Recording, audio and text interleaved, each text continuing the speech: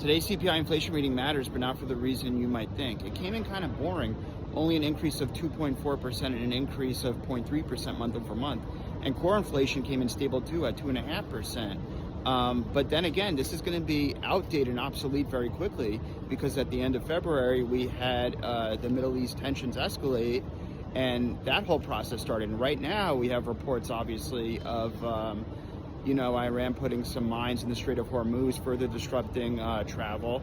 Obviously, the cost of insurance is going up, and a lot of, and because of that, there's less incentive to make the voyage and take that risk. And so 20% of the world's oil in the Strait of Hormuz is at a halt. We're seeing oil and gas prices go up substantially. That's going to be for next month's inflation reading. That inflation is going to show up.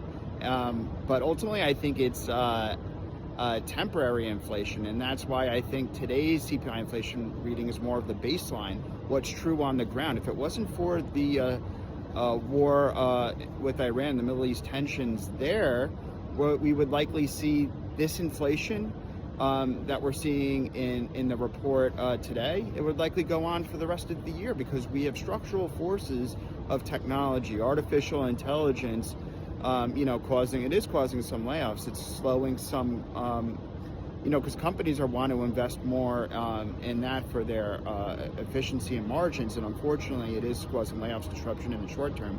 You have AI, you have robotics and automation decreasing production costs. You have China exporting deflation around the world. So there's a lot of structural forces of more disinflationary, deflationary forces right now. I think ultimately the Middle East tensions and the Iran war is a short-lived inflation shock. I don't think it'll last too long. Let's hope that's the case.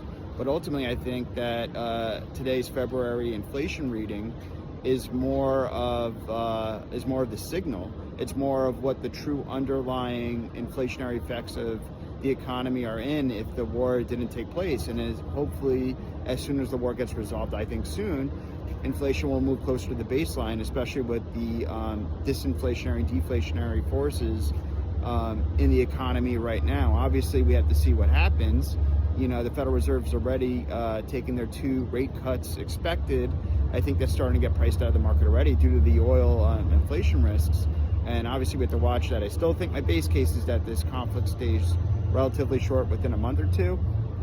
But, the inflation report today is the real signal. The war is the noise in terms of inflation, in my opinion.